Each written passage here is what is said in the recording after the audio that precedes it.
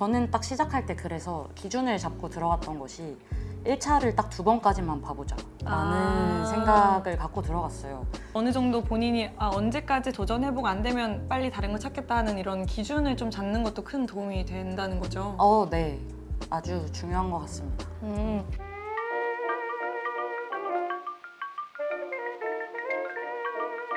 안녕하세요. 저는 YBS 아나운서 김희경입니다. 안녕하세요. 저는 경제학부 20학번 김하영입니다. 네, 반갑습니다. 반갑습니다. 저희 또 여기 밀크티랑 여기 디저트가 있어서 좀 먹으면서 좋습니다. 편하게 한번 해볼까요? 지금 경제학과에 재학 중이신 건가요? 네, 저는 지금 막학기를 보내고 있습니다. 그러면 이번 학기 끝나고 졸업하시는... 네, 졸업하고 올해 말부터 일을 시작하고 졸업은 이제 내년 2월로 예정돼 있어요. 내년 2월에 졸업하시고 네.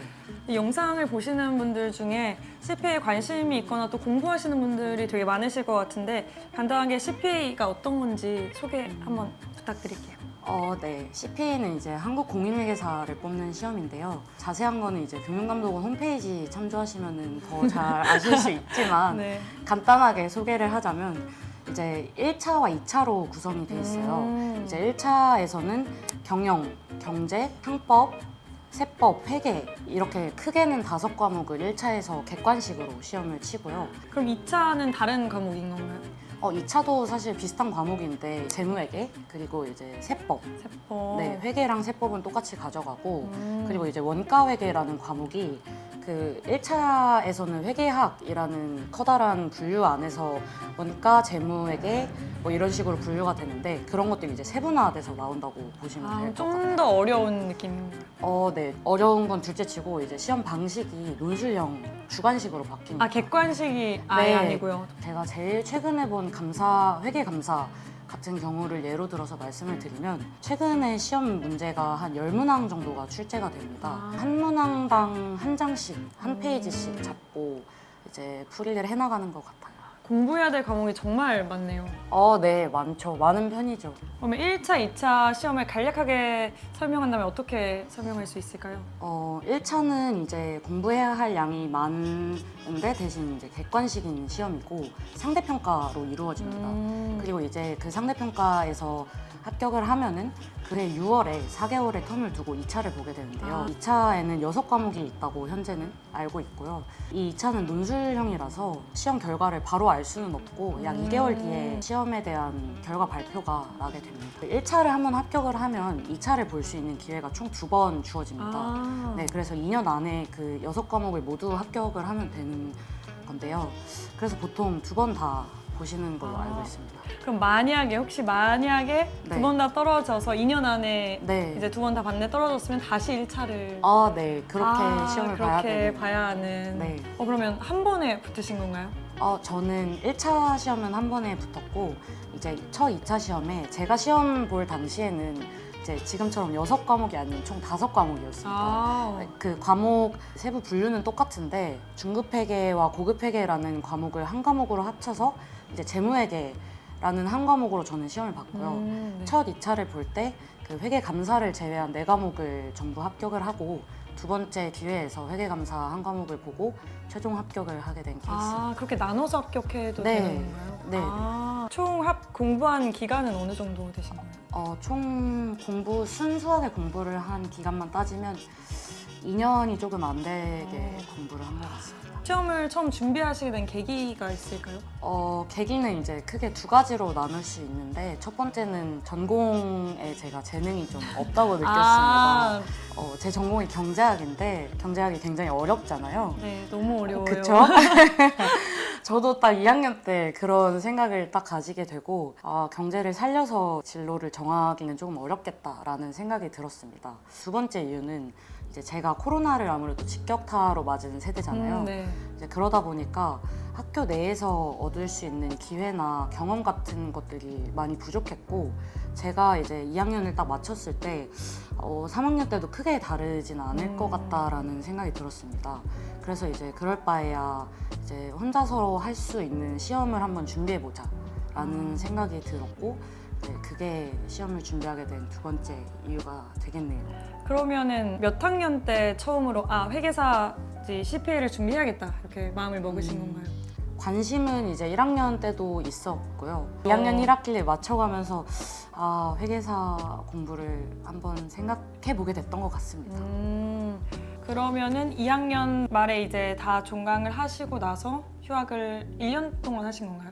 네, 처음에는 이제 1년을 할 생각으로 1차를 준비하기 위해서 이제 1년 동안 휴학을 하고 총 기간은 2년 휴학했습니다. 와, 그럼 학교에서 공부하신 건가요? 아니면은 다른 뭐 독서실이나 저는 이제 1차 같은 경우에는 시험 준비하는 초반이기도 하고 갖가지 놀 것들이 많다가 공부를 시작한 거다 보니까 아무래도 본가에서 좀 이제 유혹거리들과 조금은 떨어져서 네, 혼자서 공부했던 것이 잘 맞았던 것 같고요. 근데 이제 수험 기간이 길어질수록 이제 혼자서 버티기에는 조금 멘탈적인 한계도 있으니까 저는 딱 저처럼 이제 1차는 혼자 그리고 2차는 이제 학교에서 공부하는 것이 좋다고 생각합니다. 근데 또 같이 고시 공부하는 분들 계시면 또 약간 자극이 되고 또 그것도 좋을 것 같아요. 네, 맞아요. 우선은 이제 환경적인 부분에서 주변에 공부하는 분들이 많다 보니까 학교에는 그래서 그런 부분에서 도움을 많이 받았던 것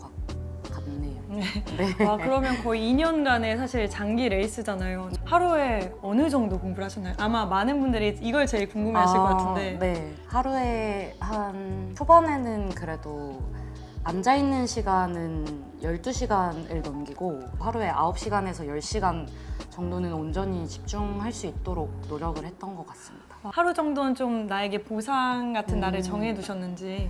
이게 보통 저희 수험생분들이 일반적으로 따르시는 루틴이 일주일에 이제 월요일부터 토요일까지는 공부를 하고 이제 일요일 하루는 온전히 쉬는 루틴을 많이 따르신다고 알고 있어요. 저도 그렇게는 했는데 시험이 다가올수록 마음이 조급해지다 보니까 일요일에도 이제 오전에는 늦잠을 자되 이제 오후에는 나가서 3-4시간이라도 조금 하고 약간 이렇게는 합니다. 근데 보통은 이제 일주일에 6일 공부하고 하루 쉬었습니다. 그렇게 보통 그렇게 많이 하시는. 네.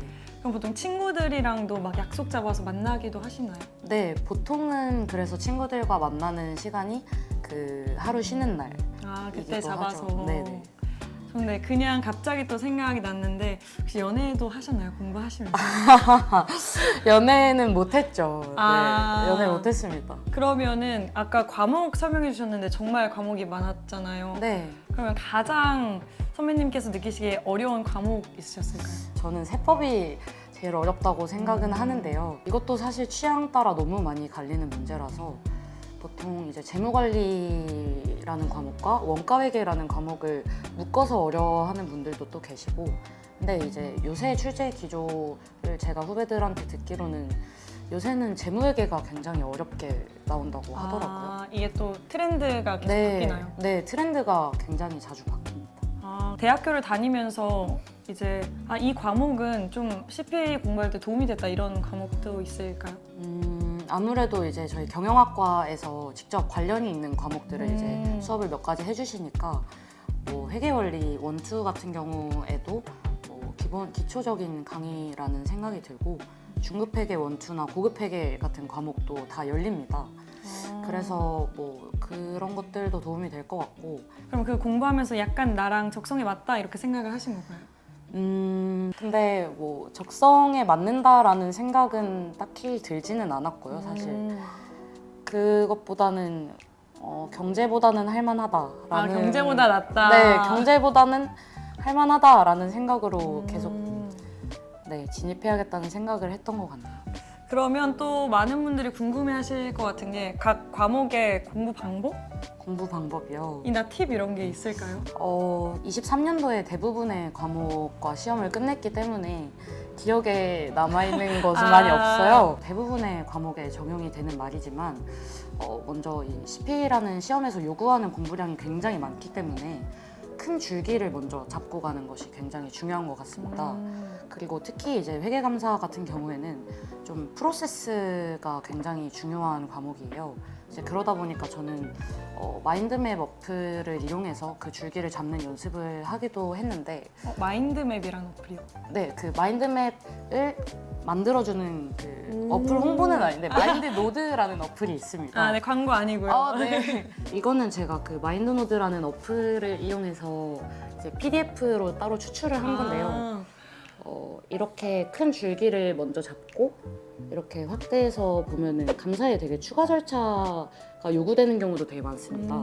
그래서 이런 식으로 그 프로세스나 그 과정 자체를 머릿속에 좀 직관적으로 이해하려고 노력을 많이 했던 것 같아요. 그럼 이 어플을 사용해서 많이 또 공부를 하고 도움을 많이 받으신 거죠? 네. 그 암기 과목 같은 경우에는 그 목차만 옆에 쭉 정리를 해놓고 이제 아예 빈칸에 본인이 처음부터 끝까지 타이핑으로 출력하는 연습도 많이 하세요. 네, 그런 식으로 전체 다 암기를 해야 쓸 수 있는 과목이다 보니까 2년 동안 공부하시면서 공부법을 되게 다양하게 시도해 보셨을 것 같은데 가장 추천하는 공부법 이런 거 있으실까요? 네. 제가 이거를 꼭 추천드리고 싶어서 그 자료를 또 따로 열심히 찾아서 챙겨왔는데요. 정말요? 너무 네. 감동입니다. 요약해서 좀 말씀을 드리자면 이제 문제를 풀면서 아까도 계속 반복적으로 말씀드리는 게 공부량이 너무 많다 보니까 다른 공부를 하는 것처럼 오답노트 같은 것을 좀 자세히 적고 이러지는 못해요. 그럴 시간이 없어서.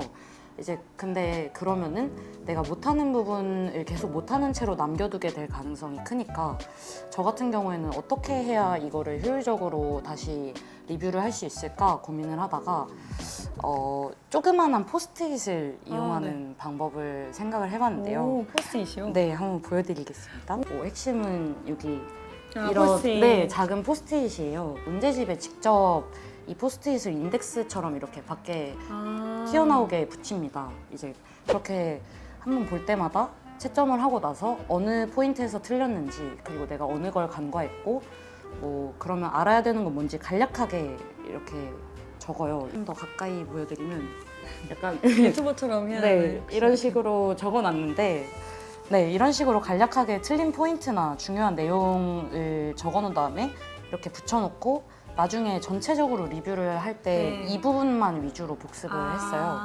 네, 그리고 나서는 이거를 이제 최종 정리하는 자료에 중요하다 싶은 거는 바로바로 이제 또 뗄 수 있잖아요. 네. 떼서 이렇게 붙여놓으면 중요한 부분만 한 번에 모아볼 수 있어서 너무 좋은데요? 저는 굉장히 추천드리고 싶은 방법입니다. 이게 제가 시험장에 들고 갔던 와. 자료인데 조금은 지저분해졌어요. 이게 이렇게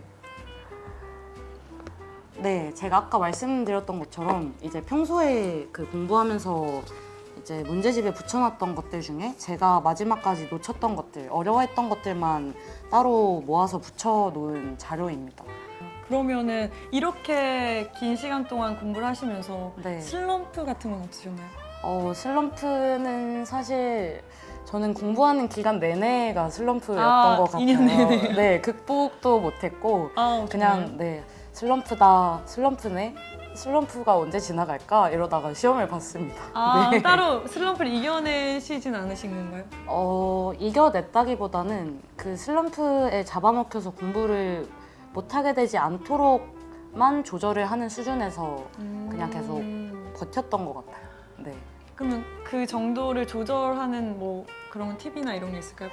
아니면 스스로에게 보상을 준다던가 하루하루를 살아갈 힘? 굉장히 많은 것들이 그런 힘들이 될 수 있을 것 같은데 저는 일주일에 한 번 쉬었다고 말씀을 네네. 드렸잖아요.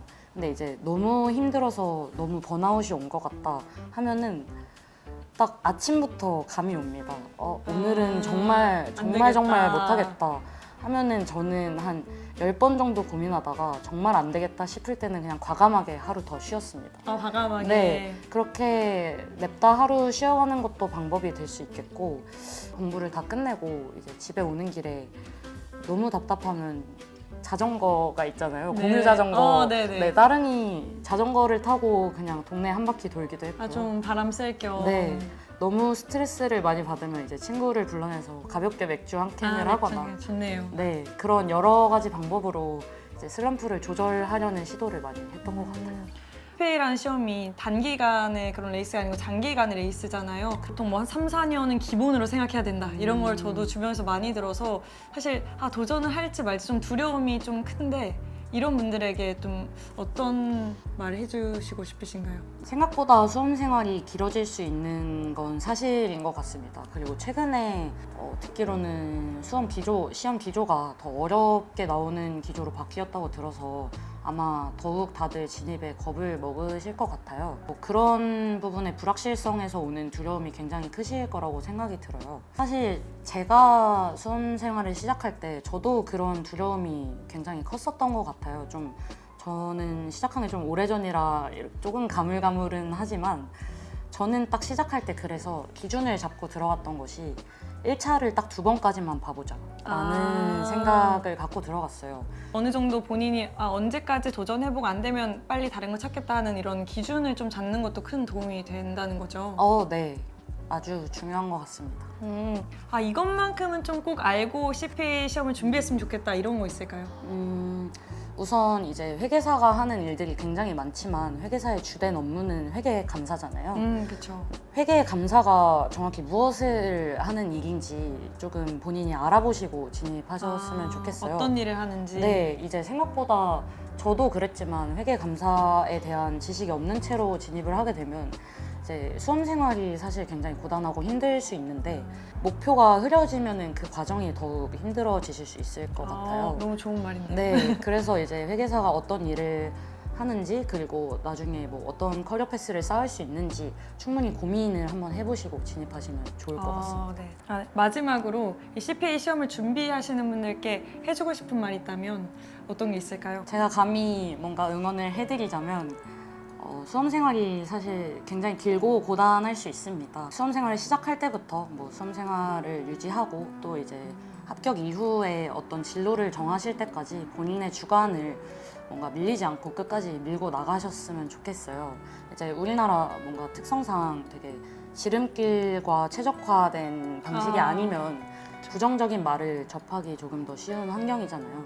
근데 이제 본인이 원하는 길이 본인에게 정답이니까 본인의 주관을 끝까지 믿어주셨으면 좋겠습니다. 응원하겠습니다. 네, 감사합니다. 지금까지 연세 청춘의 도전 회계사편 김하영 선배님 모시고 얘기 나눠봤습니다. 감사합니다.